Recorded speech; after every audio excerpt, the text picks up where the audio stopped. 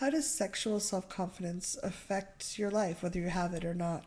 I'm here with Rick Wilkes from ThrivingNow.com, and I'm Kathy Martilli from theintimacydojo.com. And I know that as I've learned, like, to me, confidence, sexual self-confidence comes from knowing certain skills, but also having the ability to be present and grounded in my body, communication skills to talk about it. I know that when I've felt really confident about it, it changes my whole life. Like, it's not just the bedroom time. It's my relationship to the person that I'm sleeping with. It's my relationship to the mailman, the people at work, my family. Like, my whole world kind of changes. What have you noticed? Well, to me, what you're describing there is an energy. Yeah. And it's an energy that vitalizes our beingness. Yeah. It says, I'm alive, I'm vital. And that includes the energies that are sexual. When someone is suppressed sexually, or they don't feel that they can be present with their sexuality, or they're not confident in the skills or their ability to talk about it, to me it's like a rainbow without the reds and oranges. There's like, something's off. Something's missing here. And it's not that we're necessarily bringing sexual expression into the workplace. It does mean that, yeah, I've got all of me that's present here. And I'm not allowing myself to be suppressed to the point where I'm not an alive human being that has that kind of confidence. And yes, there are very specific things, the things that allow us to engage with someone across their emotional and sexual spectrum. Yeah. You know, I think that one of the things that is often not honored is that we're cyclical human beings. We have it's not just the same thing that's going to turn on a partner or activate a date. There are things that are pointed to as, well, you need to be this and you need to be that. Always consistent. Always. No, to me, part of sexual self-confidence is being able to meet someone where they are, find a yes that includes an intimacy of the engagement. It can be like, oh, we're both really stressed. How about if we get skin to skin and just be at peace with one another? To me, that's a sexual self-confidence. It doesn't say that, for example, orgasm 17 times. I know that in a lot of your videos, you've addressed things like that. People that feel that confidence means that I'm able to make someone feel something. Or I can make them come so quickly, or I will endure this blowjob even though my mouth is very tired until he comes. And dear Lord, or the penis owner comes. It's like, it's taking forever and my mouth hurts, as opposed to like, hey honey, that was really fun. I want to do something different. Can I use my hand? How about you help me use your hand? And like figure it out and have the confidence to articulate what's true for you and the skill to do it.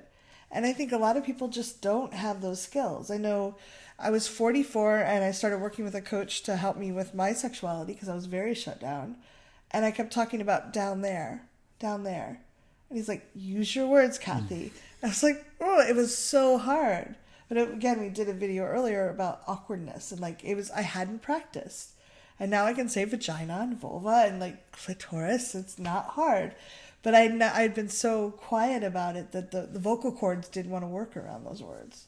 And being able to talk about it, I suspect that a lot of people, when they heard Kathy use the term blowjob, might have like had a reaction. Yeah. We want to say that that's okay. Part of sexual self-confidence is also noticing and being able to acknowledge, oh, there's certain words that make me go, there's certain concepts or ideas that make me uncomfortable.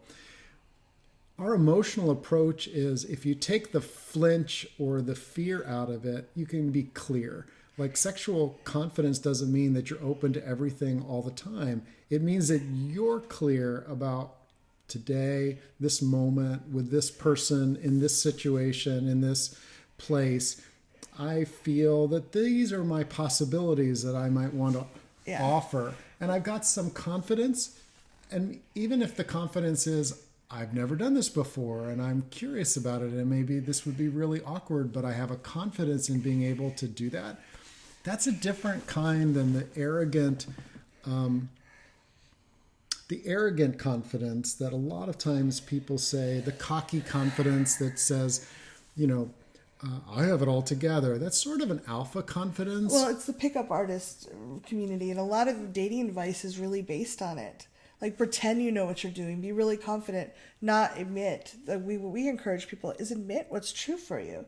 And you were talking earlier, clear without the fear. Maybe the word blowjob is not for you. Maybe that doesn't feel like the right way for you to express yourself. But if we can take the flinch out of it and normalize that people get to talk about their bodies, in appropriate situations, they get to talk about their bodies, their responses. We learn from each other. We normalize it and take the shame out of it. That means, okay, I can decide what's right for me based on what's true for my body and my being, as opposed to what I think is true. Like, according to Cosmo, no one ever does that. Cosmo is not the place to go get your sexual advice. Right. And again, there's context. For example, people that like to relate and have deep conversations and have a progressive revealing before they take their clothes off. The kind of approaches that are going to work for someone who is like going out to the bar with the idea that tonight I'm going to go home and have sex with someone that I don't know right now, who or when or what. The strategies are different. And what we want to acknowledge in our work is that there's not one way that's superior or better, but your way, discovering your way. What's true for you. What's true for you. To me, that's the core of a sexual self-confidence is like, yeah, I know things that work for my body to calm me down and to boost me up, to take me to ecstasy, and also to help me like be really present and alive and listening. I know how to take an initiating role, and I also know how to be in the fluidity of what's happening. Those types of confidences can really change your life, and they do carry over into every other context. Yeah. I'd love to come back and talk a little bit about presence and mindful touch if we can. Yeah. Great. Thanks very much. Leave comments below. Did you want to talk about the survey? Oh, yes. Thank you. We have a survey. We'd love to know what your biggest concerns or issues are around your sexual self-confidence. What's stopping you from having even more? So if you click on the link below and answer a couple quick questions, that would really help us direct the future of where we're going so we can try to help you the most. Yeah. Thanks again. Thanks. Leave comments.